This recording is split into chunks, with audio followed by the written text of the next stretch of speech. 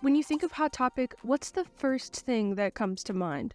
A goth fashion store? An endless wall of Funko Pops? Or just that dark and scary place in the mall that sells alternative stuff? While nowadays, Hot Topic could be much more accurately described as being a pop culture store that also happens to sell band tees, all the other descriptions are still accurate, or at least they were at one point in time. Because Hot Topic has existed for so many years, closing in on 40 to be exact, like any business, it looks pretty different now compared to when it started. A lot of people tend to feel that Hot Topic has gone downhill since its stock became more pop culture heavy, and it's a far cry from what it existed as in the 90s and 2000s as a pure punk haven that cared more about the music. I've looked into Hot Topic's wide variety of changes across over 3 decades to find out if Hot Topic really did used to be better, and I've cataloged its history into 3 different eras, not phases, because it's not just a phase, mom. And all of these eras and changes to the brand over the years have made Hot Topic what it is today, for better or for worse. The first Hot Topic store opened in 1989 in Montclair, California, kicking off its first era. Despite what it would eventually become, it started off as little more than an accessories store. There were tons of belts, earrings, scrunchies, headbands, and scarves, making it kind of like a grown-up and slightly edgier Claire's. It was brightly lit, had a neon green logo, and there were no band tees or goth clothes, or actually any clothes at all. But it didn't take very long for the merchandise to start leaning pretty heavily in the alternative direction, with studs and spikes, skulls and bats, hair dye and glitter, and plenty of varieties of chunky platform shoes. The band merch finally came into the picture in the early 90s, introducing the infamous band tee wall that's sort of become Hot Topic's main shtick. Some of the first shirts it carried featured classic bands like TSOL, Depeche Mode, Metallica, Bauhaus, Susie and the Banshees, and The Cure. And there was no specific focus as far as music genre went. Metal, punk, rock, and goth were all included through t-shirts and CDs. And similarly, while popular goth clothing brands like Lip Service and Morbid Threads eventually made their way in too, the fashion wasn't limited to just goth either. Body jewelry, trip and UFO pants, and alternative pop culture merch were stocked too, turning Hot Topic into a store that targeted alternative and counterculture as a whole, rather than only the darkest parts of certain subcultures. Speaking of pop culture, Hot Topic has actually stocked merch of some pretty mainstream media since almost the very beginning, with Homie the Clown from In Living Color appearing on some of its first pop culture t-shirts, and Nightmare Before Christmas running a huge line around 1993 when the movie first released. And then it pretty much never left Hot Topic shelves ever again. By 1999, Hot Topic carried merch of Care Bears, Strawberry Shortcake, Invader Zim, Hello Kitty, SpongeBob, and even Clifford the Big Red Dog, even after changing logos to a chiller-adjacent font and adding giant gothic gates to their storefront to better fit their main aesthetic. While Hot Topic didn't exactly start as an alternative store, it pretty quickly changed courses to fill in the market of the counterculture movement that was growing at the time. The 90s saw the introduction of grunge, indie, and riot girls, and a further development of punk and goth that carried over from the 80s. Hot Topic wasn't the first or only store to cater to the alternative scene, but it was gradually becoming a staple amongst it. A place not just to buy hair dye and body jewelry, but to hang out in amongst its also dyed and pierced employees, and its front gates, gargoyles, heavy music, and even the occasional fog machine for just the right kind of spooky ambience. Along with marketing to their alternative demographic, its sheer existence as a more accessible alternative space and store directly influenced the culture of some of its consumers. Mall goths, a subculture of goth, was initially a term used to describe the goth groups that would spend a lot of time at the mall, especially those who tended to shop at or hang around Hot Topic for the fashion. It was initially a more derogatory term to label younger crowds and other posers who were into goth more as a fashion statement rather than for the music and the culture, but it eventually evolved into a subgenre of goth all its own, and not without help from stores like Hot Topic. While SpongeBob shirts and Care Bear plushies didn't exactly fall into the most alternative of categories, Selling pop culture merch also helped expose the store to a slightly broader audience than just its normal customers. There were even occasional free in-store morbid makeovers in the 90s, which, along with the general widespread approach of a chain store, likely recruited some new fans to the subculture and helped push alternative culture as a whole just a little further beyond the store doors and its typical demographic. By the start of the 2000s, Hot Topic had really made a name for itself as the creepy alt store in the mall, which was a good thing, and it was only starting to gain more traction in the subculture as it progressed into its second era. 2001 saw the launch of its sister brand Torrid, a plus-size women's clothing store that initially sold similar fashion to Hot Topic.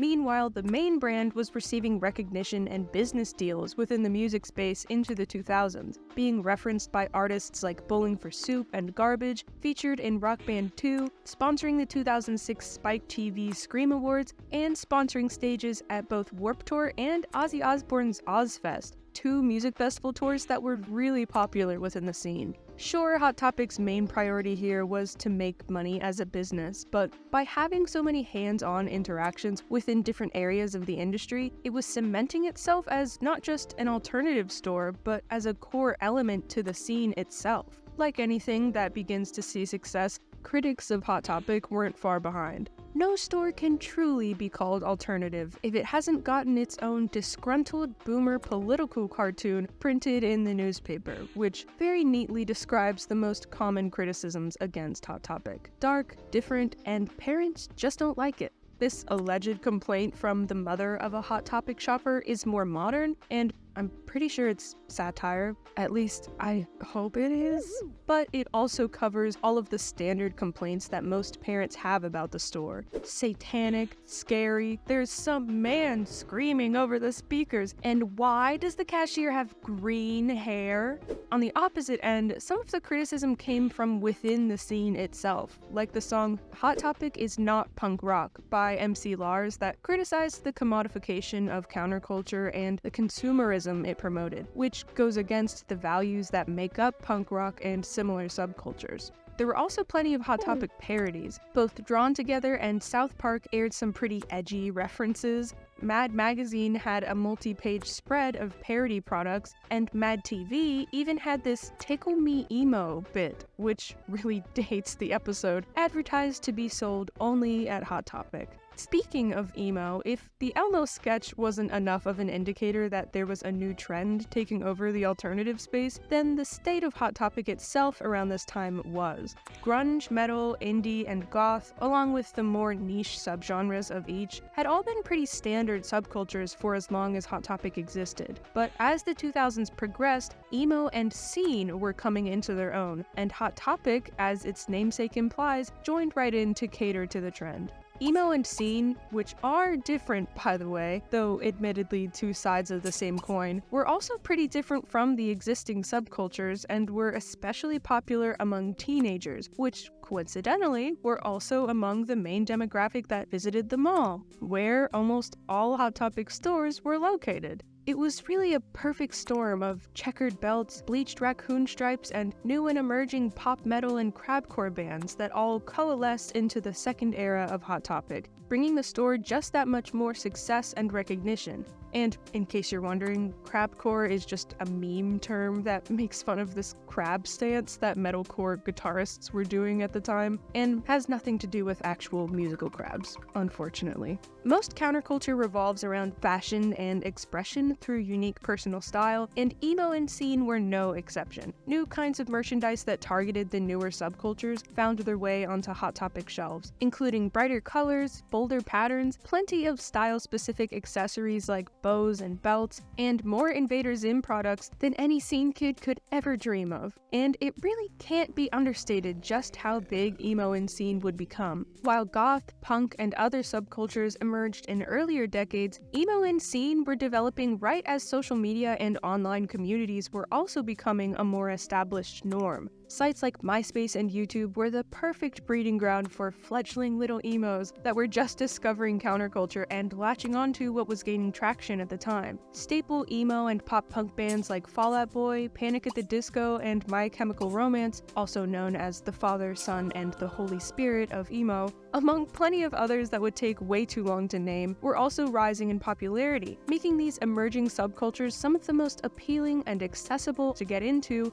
especially for teenagers. Even if a lot of its participants were just going through a phase, and while it still wasn't the most socially accepted, the emo and scene movement of the mid-2000s was creating a new and explosive market of eager alternative kids that needed a place to buy all the best accessories or band tees to fit in, preferably a place that was already at the mall and that already had a reputation for its alternative merchandise. Some of the most major changes in Hot Topic in the second era didn't just come from within the store though, or at least not just within what they sold in the store. Another major element to its rise in popularity came from Hot Topic not just being regarded as a staple for alt clothing and band merch, but also for more of its direct contributions to and involvement within the scene itself. Instead of just playing punk music over the store speakers and offering some gothic makeovers like in the 90s, there was now a chance that you could hear your favorite band's music playing in Hot Topic, in person. In-store sets, or essentially mini concerts held right on the sales floor in the mall, became increasingly common in the 2000s, along with in-store band signings and meet and greets that often used album and merch sales as an entry ticket. By associating directly with the bands that might have lined the t-shirt wall or played over the store speakers, Hot Topic was creating an image that showed it wasn't just an alternative store, but it was becoming the alternative store. The signings weren't just limited to music artists, though.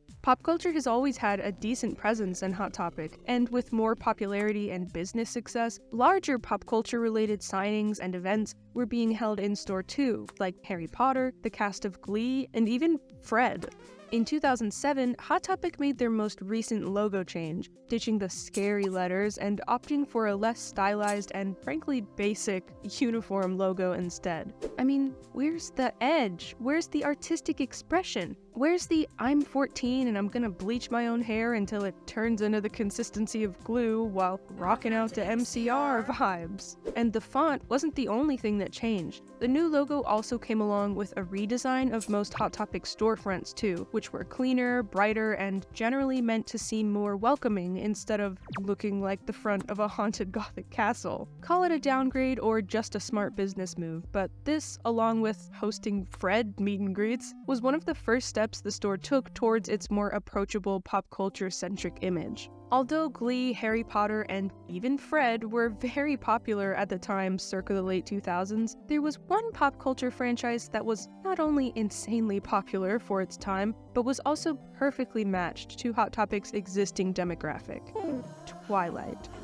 The first Twilight movie released in 2008, and it launched a huge wave of vampire werewolf mania that, again, was pretty popular in general as a YA romance story, but garnered an especially dedicated fanbase among the alt community. All the counterculture-loving teenagers who were already convinced that being a vampire or romancing a werewolf were the epitome of angst-driven edginess now had a couple teenage heartthrobs to play out their occult fantasies on screen, and Hot Topic was very aware of the kind of power these brooding vampires had over some of their core demographic, leading to not just a huge stock and variety of Twilight merch sold during the entire reign of the saga, but even a cross-country mall press tour with Hot Topic as the leading sponsor. There were signings and interviews with the cast, and even performances from Paramore with songs from the soundtrack to really round out the emo and 2008-ness of it all. At the time, Hot Topic's main slogan was "Everything about the music," which was pretty evident through their store presence and especially through their tour and concert involvement. But at its core, even when sponsoring sets and signings, Hot Topic was still just a retail store, so it launched a new business venture in 2008 that aimed to expand its musical reaches: ShockHound.com. Hot Topic's official online store launched back in the 90s, but ShockHound was more than just an online store. It was a social network, news source, merch store, and music download website hybrid. ShockHound sold plenty of officially licensed merchandise just like a typical Hot Topic, but with a much broader range. But ShockHound didn't only sell merch, but also sold digital MP3s and concert tickets too. If you didn't really want to buy anything though, that was fine too, because ShockHound was especially branded as an overall music hub, hosting interviews, music reviews, music videos, concert videos, and even its own original video content called Shock Shows. There's no archive of any of the Shock shows that I can find on YouTube or through the Wayback Machine, but from what I can gather, they were essentially just more avenues for music news and interviews. Taco Tuesday was a short podcast-style show that showcased new releases. Stella Can't Cook featured band and scene members in a non-serious amateur cooking show, and Wish You Were Here was a video diary-esque mix of updates and interviews with band members while out on the road or in the studio. The social media aspect wasn't exactly the main focus of the site, but it definitely was the glue that held everything together. User bios were pretty simple, consisting of into, not into, and favorite music. And it also had some what looks like pre-made profile themes to choose from, though nothing quite as customizable as some of the early MySpace eyesores with obnoxious auto-playing music. There were also features to link your favorite artists, add friends, and leave comments on their profiles. Other members could also post their own playlists and music reviews in dedicated community sections. These examples from the Wayback Machine are a little worse for wear, but they're the best I could find, and I'm sure you get the gist. While I think it's pretty safe to say that there wasn't a non-zero chance that the social media component was Hot Topic's answer to the popularity of MySpace, ShockHound still wasn't exactly a MySpace clone or even a direct competitor, and didn't seem to lean much on the social aspect at all. Interaction was mostly limited to profile comments, and posts of your own were limited to pictures of your new merch or music reviews. It was actually a lot more like modern-day Spotify, with public playlists and artist pages that had bios, discographies, and their ShockHound merch. Spotify did exist at the time, but it was still in its early stages and wasn't nearly as comprehensive as it is today. By comparison, ShockHound was much more community-based, a one-stop shop for buying music, discovering new music, reading about your favorite bands, and talking about it all with other people. Even amongst user profiles and video streaming, every element in some way related back to the music, just like Hot Topic's slogan promised. And one of the most interesting parts was that ShockHound wasn't limited to just alternative music. There was definitely a clear alternative focus, but other genres including pop, R&B, hip-hop, country, and even jazz were available to download. ShockHound is a pretty smart business model considering it was built on the basis of sales while every other feature still invited you in. Instead of just going to a Hot Topic store, online or in person, you could go to ShockHound, where the wishlist function displayed on your profile encouraged window shopping, and buying merch could land you a feature in a gallery or product page if you uploaded a picture of yourself wearing what you bought. You could always see what your friends bought, what artists they're listening to, their playlists and reviews, and what articles they read and videos they watched, in case you needed recommendations, or a little bit of FOMO. The site offered connection to the fan base and community aspect of the industry, something that physical merch stores like Hot Topic or other music download sites like iTunes couldn't quite match. ShockHound sponsored a decent amount of signings, sets, and shows itself, both in Hot Topic stores and in actual larger scale venues. There were even free concerts by Snow Patrol, No Age, and Titus Andronicus in a few select locations as a promotion for the site. But even with so much involvement, it seemed to be a little too much going on with not enough sales to back it up. ShockHound shut down in 2011, just a little under 3 years into its existence, which essentially marked the shift into the store's third era. After the discontinuation of ShockHound, Hot Topic's regular retail success continued into the 2010s. The release of Tim Burton's Alice in Wonderland in 2010 saw a pretty large-scale store tie-in, with full promotional decor in select stores and a sponsored event with appearances from the cast. The first Hot Topic store in Canada also opened in 2010, complete with a Disturbed meet and greet, which is an American band, but it's the thought that counts. In 2011, the Get in Our Pants campaign launched, which featured some of the most well-known and fan-favorite bands in pants. Hot Topic pants, specifically, and almost exclusively black skinny jeans to be even more specific. The campaign eventually evolved into a pretty large-scale annual promotion, with each year's featured bands being unveiled in a lineup drop on a dedicated Get in Our Pants website that also had photos, interviews, and videos. Aside from being featured in promotional pictures both in-store and online, there wasn't much that actually came from being a featured pants band, but being so closely associated with Hot Topic was still seemingly a pretty good deal. This was just yet another move that kept Hot Topic relevant in the music scene and still keeping everything, even denim sales, all about the music. Within the first half of the decade, there were Hot Topic references in Family Guy, Tosh.0, Workaholics, Jeopardy, and even Nicki Minaj mentioned the store in a song. It was really just a way to market her merch that was being sold there, but a name drop is a name drop. This wasn't the first time that Hot Topic had ever been associated with an artist that was outside of the alternative genre, but Nicki's merch being sold was an example of how it was becoming more common as the brand continued to grow. In addition to mainstream music, pop culture was also becoming a bigger core aspect, both in and out of store. In 2013, Hot Topic was a sponsor of LA Comic-Con and sponsored the Her Universe fashion show at the 2014 San Diego Comic-Con.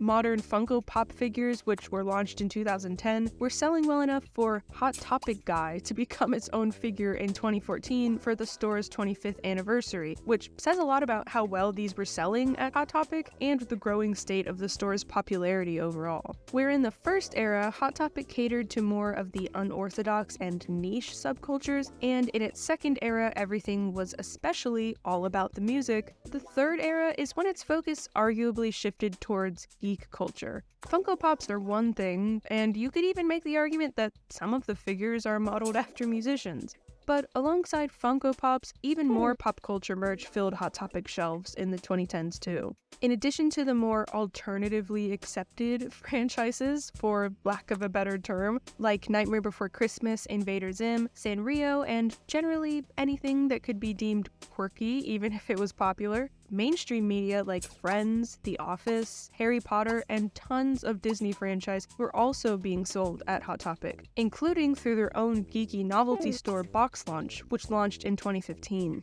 Not to mention the dedicated sections for video games and anime that also started to crop up in the mid-2010s. All of these changes came amidst a change in ownership when Hot Topic was sold in 2013, though some of the earliest changes can be traced all the way back to the major store redesign in 2007. At a consumer conference in 2007, Hot Topic's CFO at the time said that the main reason for the rebrand was that people were telling us that the stores were too dark, gothic, and intimidating to the average customer. They put flat-screen TVs at the entrance, changed the store walls from black to a lighter color, and overall opted for a lighter and brighter storefront that would no longer scare people away. The CFO also made the claim that we still describe our store as edgy, but they're not as foreboding as they once were. And sure, I guess I can see where he's coming from. There's still plenty of band tees and alternative merch. It's just that the word edgy is now more like the middle school skater boy definition of the word, instead of the meaning associated with counterculture. Since its sale in 2013, Hot Topic has only leaned more and more into this brighter and inviting direction, to the point that now it's become a bit of a meme to say, I miss the old Hot Topic. They even sell shirts that say the same thing right on the front, complete with the old logo and all, just to be super meta with it. But such a statement requires an equally meta question. What even is the old Hot Topic? The beloved tunnel archway and gothic gates? The cooler logo? The absence of Nicki Minaj and otaku merch? I think what some people are overlooking is that Hot Topic was never exclusively an alternative store, and it never completely catered to only what the alt community wanted, but instead changed with the tides. It's still fair to call it an alternative store at heart, but the biggest clue about what its motives are is right in its name, Hot Topic. Whatever topic is hot. When it first opened, it was selling pretty mundane or otherwise mainstream accessories without an alternative focus. And when it first leaned more into counterculture, it was an answer to the movement that was progressing in the 90s. And in the 2000s, as much as emo and pop punk were popular within the scene itself, they were also pretty popular outside of it too. I mean, My Chemical Romance and Fall Out Boy were featured in the same teeny bopper magazines as Zac Efron and Miley Cyrus at the time, which is a pretty clear example that alternative music was relatively popular beyond the alternative community. In 2024, alternative music rarely gets played on mainstream radio or appears in regular teen magazines anymore, and geek culture, anime, and East Asian pop culture in general is what's popular, so Hot Topic has continued to change to reflect that. Back Back in the day, some people had complaints that Hot Topic made alt culture too commercialized, selling a more watered-down, commodified idea of counterculture that goes against the ideas of individuality. But now that the store is less focused on counterculture, a lot of people are upset that it doesn't sell what it used to. So which one is it? What's the ideal version of Hot Topic? Should it not sell pop culture or mainstream merch at all? Should it only sell what's considered to be the most alternative of pop culture merch, which is kind of an oxymoron, is entirely subjective and also goes against the idea of individuality? What the old Hot Topic always felt like to me, looking past the gates and gargoyles, was that it did feel like it was all about the music. When I was entering my canon event emo phase around 2011, Hot Topic seemed like the coolest place ever because it had all my favorite bands in it. Even amidst the pop culture merch, it still looked and felt like an alternative music haven, with concerts and signings and a music community website. As much as it has technically always veered more towards what's trending, it's still true that along the way, Hot Topic built itself a reputation with a core alternative audience, but in its current state, it's turning its back on the alt community that built it up to begin with. The dark, gothic, and intimidating vibe of the old stores that the CFO described was kind of the whole point. I'll be honest, as someone who used to idolize Hot Topic as this glorious hub of alternative culture, I went into this video with the expectation that I'd reach this third era saying, "See? Funko Pop and Mickey Mouse. Ugh. Bad Hot Topic. Bad. Do more skinny jean ads with my favorite bands like you used to." But even before reading through its history, I still liked Hot Topic, even if it doesn't exist in Australia, and I can appreciate that a good amount of the pop culture merch is still arguably alt-coded by genre, even if it is incredibly popular. I don't think that there needs to be any less or any more of one type of product or another, as long as the business is still running. Just like how skinny jeans are generally falling out of fashion, Hot Topic has changed, and whether that's for better or for worse depends on your generation and personal experience. Expecting any brand to stay exactly how they were 20 plus years ago is a lot to ask, and would likely have made Hot Topic go out of business, which would change all of the people saying, "I miss the old Hot Topic," into people that now say, "I wish Hot Topic still existed." I think it's more than fine to wish it was still how it used to be. I mean, I kinda do. But I also don't think it's inherently good or bad that it's different now. Alternative culture still continues to carry on and thrive, even as it's more detached from Hot Topic's larger influence, and I don't think that one version of Hot Topic is necessarily better or worse than the other. I'm sure that there are still plenty of kids that visit their local mall and end up leaving with a band shirt that they bought from Hot Topic as a newly recruited emo, which I would still count as an overall win for the alternative community.